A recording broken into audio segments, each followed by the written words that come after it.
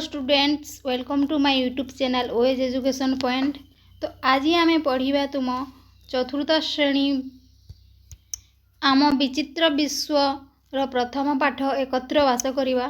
तो तुम्हें मैंने यदि आम चैनल को नुआ कर चैनल को सब्सक्राइब कर वीडियो गोटे लाइक कर दियो। ता द्वारा नूतन वीडियो जो नुआ नुआ वीडियो अपलोड करा ताहा प्रथमे पाइपर। चलतु यही पाठर थिबा पाठ्य अंतर्गत प्रश्न सहित अभ्यास प्रश्न उत्तर करवा। एठारे देख कार्य एक तुम अंचल को अनुध्यान कर। तुम चारि भागरे थिबा लोक एवं स्थान गुड़िक पर्यवेक्षण कर। लोक माने और स्थान गुड़िक किपरि परस्पर सहित संपर्कित तुमर पर्यवेक्षण को तले सारणी रे लेख। स्थान और लोक और स्थान मध्य संपर्क। तो दुकानी दैनंदिन आवश्यक जिनिस जता खाद्य सामग्री पोशाक पत्र अन्य उत्पादर बिक्री करे। स्थानीय सामग्री बिक्री करे। सेमिति रास्ता विभिन्न अंचल रोकवा लोक मानू संपर्कित करे। सामग्री गुड़ को सहज स्थानांतरण और परिवहन सेवा जोगाए। स्वास्थ्य केन्द्र असुस्थता चिकित्सा जोगाए। तापर लिखिब औषध जोगाए।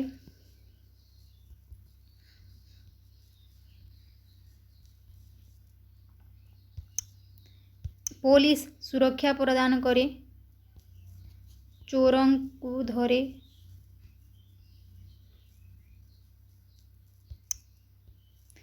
विद्यालय पाठ पढ़ा जाए।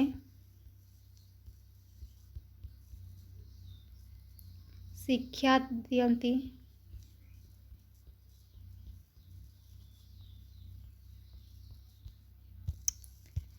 छात्र छात्री मानंकु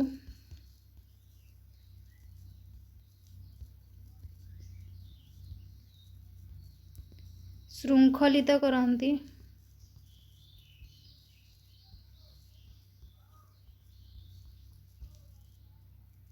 नेक्स्ट कौन अच्छी चलो देखा। तो देख तुम अंचल रे पार्क विद्यालय डाक्तरखाना बसस्टाण्ड भली स्थान गुड़िक तुम कहीकि गुरुत्वपूर्ण लेख कही। तार उत्तर लिख। उत्तर लिखिदेव आम अंचल पार्क विद्यालय डाक्तरखाना एवं बसस्टाण्ड स्थान गुड़िक मध्य विद्यालय मान शिक्षा विद्यालय गुड़िक लोक मान शिक्षा पाई स्वास्थ्य संपर्क पाई और मनोरंजन पाई आवश्यक पूरण करी समाज गुरुत्वपूर्ण भूमिका आम अंचल पार्क विद्यालय डाक्तरखाना बसस्टाण्ड स्थान गुड़िक लोक मानकर शिक्षा स्वास्थ्य और मनोरंजन आवश्यकता पूरण करने यही स्थान गुड़िक गुरुत्वपूर्ण। जदि तुम अंचल यही स्थान गुड़िक मध्य कौन गोटे न थाई तेबे तुमर कौन असुविधा हे। जदि आम अंचल डाक्तरखाना नथिबो ताहेले रोगी माने असुविधार सम्मुखीन हेब। बसस्टाण्ड नथिले गोटे जगार अन्य स्थान को जावाई लोक असुविधा हेब। विद्यालय नथिले छात्र छात्री माने पाठ पढ़ी पारिबे नहीं। 3 नंबर यही स्थान गुड़िक परिष्कार निरापद रखिया तुम कौन करिवो। यही स्थान गुड़ी को निरापद रखापी आम अंचल आम डस्टबिन रखिबू।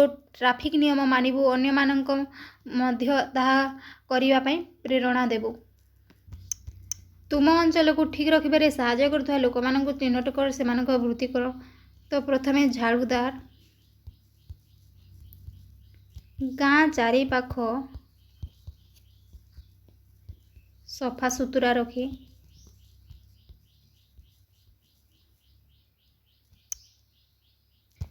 देखो तल सारणी को लक्ष्य कर। पार्क आवश्यक विकास रक्षणाबेक्षण आवश्यक विभिन्न प्रकार कार्य तालिका कर। आवश्यक सामग्री उपकरण एवं दक्षता विषय मध्य उल्लेख कर। एठारे उदाहरण दिया जाइछि।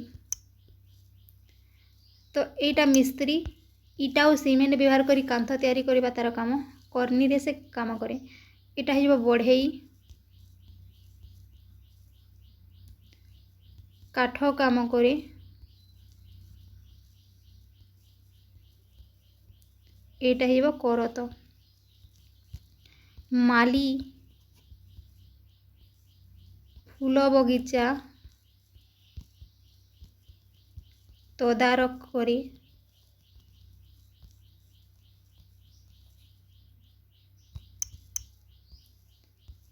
झाड़ूदार रास्ता घाट सफा रखी झाड़ू।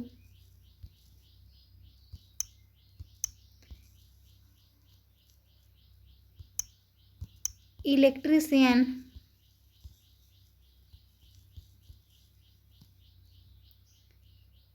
ଇଲେକ୍ଟ୍ରିକ୍ କାମ କରେ।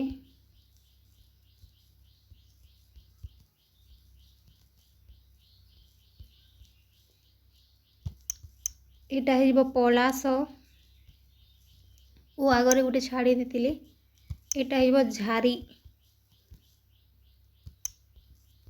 ନେକ୍ସଟ 3 ନମ୍ବର ପ୍ରଶ୍ନ, ଆପଣଙ୍କ ପରିବାର ସଦସ୍ୟ କିମ୍ବା ପଡ଼ୋଶୀମାନଙ୍କଠାରୁ ସେମାନଙ୍କର କାର୍ଯ୍ୟ ବିଷୟରେ ଜାଣନ୍ତୁ। ଆପଣ ସେମାନଙ୍କୁ କେଉଁ ପ୍ରଶ୍ନ ପଚାରିବେ? ଏଠାରେ କିଛି ଉଦାହରଣ ଦିଆଯାଇଛି। ତୁମେ ଯେଉଁ କାମ ସବୁ କର ସେଥିରେ କେଉଁ କାମ ଅଧିକ ଭଲ ଲାଗେ? ତୁମେ କେଉଁ ପ୍ରକାର ଉପକରଣ କିମ୍ବା ଜିନିଷ ବ୍ୟବହାର କର? ତୁମେ କେଉଁ ପ୍ରକାର ଆହ୍ୱାନର ସମ୍ମୁଖୀନ ଥାଅ? ଉତ୍ତରରେ ଲେଖିଦେବ ମୁଁ ଜଣେ ବଢ଼େଇ। ଆମେ ତାକୁ ପ୍ରଶ୍ନ ପଚାରିବୁ, ସେ କହିଲା ମୁଁ ବଢ଼େଇ। ମୁଁ କାଠ କାମ କରେ, ଆମେ ତାକୁ ବଢ଼େଇ ବୋଲି କହୁ। ଉତ୍ତରରେ ଲେଖିଦେବ। ନେକ୍ସଟ ପ୍ରଶ୍ନ କ'ଣ ଅଛି ପିଲାମାନେ ଦେଖିବା। ଆବଶ୍ୟକ ସମୟରେ ଗୋଷ୍ଠୀଗୁଡ଼ିକ ଏକତ୍ରିତ ହେବା ଗୁରୁତ୍ୱପୂର୍ଣ୍ଣ, ଏହି ବିଷୟରେ ତୁମମାନଙ୍କ ମତ କ'ଣ? ଆବଶ୍ୟକ ସମୟରେ ଗୋଷ୍ଠୀଗୁଡ଼ିକ ଏକତ୍ରିତ ହେବା ଦ୍ୱାରା ସମସ୍ୟାର ସମାଧାନ ସହଜରେ ହୋଇଯାଉ, କଠିନ କାମଗୁଡ଼ିକ ସହଜ ସଲଖରେ କରିଦେଇ ପାରନ୍ତେ, ତେଣୁ ଗୋଷ୍ଠୀଗୁଡ଼ିକ ଏକାଠି ହେବା ଗୁରୁତ୍ୱପୂର୍ଣ୍ଣ। ତୁମ ଅଞ୍ଚଳର ଲୋକମାନେ ଏକତ୍ରିତ ହୋଇ ପରସ୍ପରକୁ ସମର୍ଥନ କରନ୍ତି କି? ଏପରି ଏକ ଘଟଣା ମନେ ପକାଇ ପାରିବ କି? ହଁ, ଥରେ ରାଜୁ ପୋଖରୀ ପାଣିରେ ବୁଡ଼ି ଯାଉଥିଲା।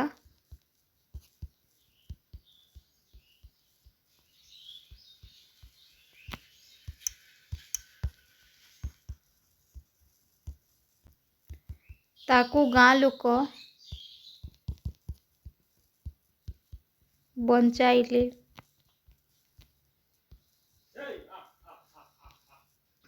ନେକ୍ସଟ ପ୍ରଶ୍ନ, ତୁମ ପରିବାର କିମ୍ବା ଗୋଷ୍ଠୀ ବିଷୟରେ ଚିନ୍ତା କର। ପର୍ବ କିମ୍ବା ଅନ୍ୟ କୌଣସି ଅବସର ପାଇଁ ପ୍ରସ୍ତୁତ କରିବା ସମୟରେ ତୁମେ କିପରି ପରସ୍ପରକୁ ସାହାଯ୍ୟ କର? ଆମ ପରିବାରରେ ପର୍ବ କିମ୍ବା ଅନ୍ୟ କୌଣସି ଅବସରରେ ସମସ୍ତେ ମିଳିମିଶି ପ୍ରସ୍ତୁତ କରନ୍ତୁ। ଘର ସଫା କରିବା, ସଜାଇବା, ବଜାରରୁ ଆବଶ୍ୟକ ସାମଗ୍ରୀ ଆଣିବା, ରୋଷେଇ କରିବା, ଅତିଥିମାନଙ୍କୁ ସ୍ୱାଗତ କରିବା, ପରସ୍ପରକୁ ସହଯୋଗ କରୁ। ଏହିପରି ସମସ୍ତଙ୍କ ସହଯୋଗରେ କାମ ସହଜ ହୁଏ ଏବଂ ପର୍ବର ଆନନ୍ଦ ଦ୍ୱିଗୁଣ ହୋଇଯାଏ। ନେକ୍ସଟ ପ୍ରଶ୍ନ ଦେଖ, ପ୍ରକୃତି ଏବଂ ଆମମାନଙ୍କର ଚତୁଃପାର୍ଶ୍ୱର ଯତ୍ନ ନେବାର କେଉଁ କେଉଁ ଉପାୟ ଅଛି ତାହାର ତାଲିକା ପ୍ରସ୍ତୁତ କର।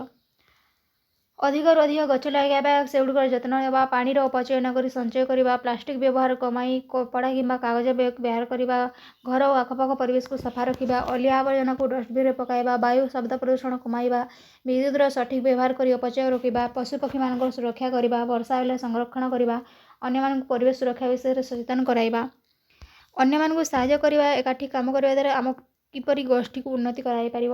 ଅନ୍ୟମାନଙ୍କୁ ସହାୟତା କରିବା ଏବଂ ଏକାଠି କାମ କରିବା ଦ୍ୱାରା ଆମ ଗୋଷ୍ଠୀ ଉନ୍ନତ ହୁଏ। ସମସ୍ତ ପରସ୍ପରକୁ ସହଯୋଗ କଲେ କାମ ଶୀଘ୍ର ସହଜରେ ସମାପ୍ତ ହୁଏ। ଏହାଦ୍ୱାରା ଏକତା, ବିଶ୍ୱାସ, ଭଲ ପାଇବା ଓ ସହଯୋଗର ଭାବନା ବଢ଼େ। ସମସ୍ୟାର ସମାଧାନ ସହଜ ହୁଏ ଏବଂ ଗୋଷ୍ଠୀର ସମସ୍ତ ସଦସ୍ୟମାନଙ୍କର ଉନ୍ନତି ହୁଏ। ନେକ୍ସଟ ପ୍ରଶ୍ନ ଦେଖ କ'ଣ ରହିଛି। ଦେଖ, ବ୍ୟକ୍ତି ସେମାନଙ୍କ ବିଦ୍ୟାଳୟରେ କିପରି ସାହାଯ୍ୟ କରନ୍ତି? ତ ଶିକ୍ଷକ ନୂଆ ଜିନିଷ ଶିଖିବାରେ ଶିକ୍ଷକ ଛାତ୍ରଙ୍କୁ ସାହାଯ୍ୟ କରନ୍ତି। ବିଦ୍ୟାଳୟର ବସ୍ ଡ୍ରାଇଭର ଛାତ୍ରଛାତ୍ରୀଙ୍କୁ ସୁରକ୍ଷିତ ଭାବରେ ବିଦ୍ୟାଳୟକୁ ଆଣିବା, ଘରକୁ ପହଞ୍ଚାଇବା ସହାୟତା କରନ୍ତି। ତାପରେ ଲେଖିଦେବ ପିଅନ। ପିଅନ କାମ କରନ୍ତି। ପିଅନ ବିଦ୍ୟାଳୟ ସଫାସୁତୁରା କରିବା, ଆବଶ୍ୟକ ସାମଗ୍ରୀ ନେବା ଆଣିବା, ଶିକ୍ଷକ ଓ ଛାତ୍ରଛାତ୍ରୀଙ୍କୁ ବିଭିନ୍ନ କାର୍ଯ୍ୟରେ ସହଯୋଗ କରିବା।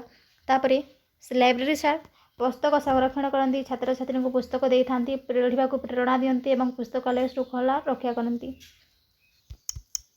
ବିଦ୍ୟାଳୟରେ ଏକ ଦଳ ଭାବରେ କାମ କରିବା ସମସ୍ତଙ୍କ ପାଇଁ ଗୁରୁତ୍ୱପୂର୍ଣ୍ଣ। ବିଦ୍ୟାଳୟରେ ଏକ ଦଳ ଭାବରେ କାମ କରିବା ସମସ୍ତଙ୍କ ପାଇଁ ଗୁରୁତ୍ୱପୂର୍ଣ୍ଣ, କାରଣ ଏହାଦ୍ୱାରା ପରସ୍ପର ସହଯୋଗ, ଏକତା, ଦାୟିତ୍ୱବୋଧ ଏବଂ ଶୃଙ୍ଖଳାର ବିକାଶ ହୁଏ। ସମସ୍ତେ ମିଳିମିଶି କାମ କଲେ କାମ ସହଜରେ ଏବଂ ଶୀଘ୍ର ସମାପ୍ତ ହୁଏ। ସମସ୍ୟାର ସମାଧାନ ମଧ୍ୟ ସହଜ ହୁଏ।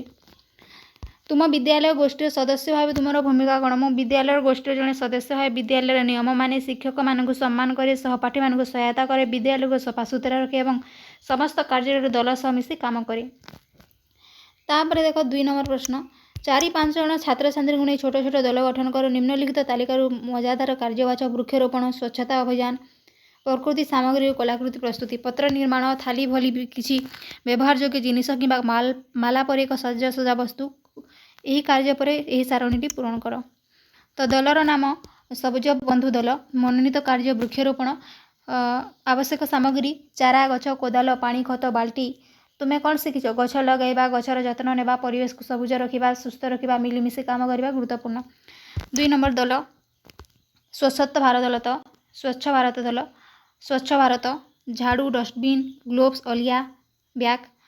सफा सुतुरा रखा परिवेश को स्वच्छ रखा मिलमिशि काम करवा।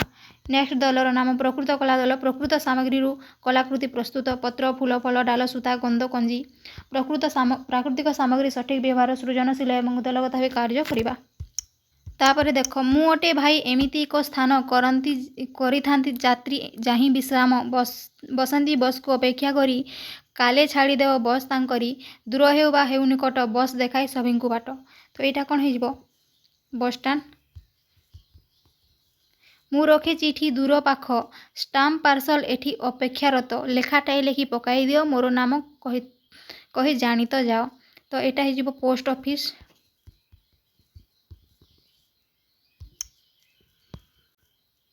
ओ एटा गार टाणीबार अच्छी तो तुम्हें एठारू एटा को गार टाणीदेव और 2 नंबर को 6 नंबर को गार टाणीदेव।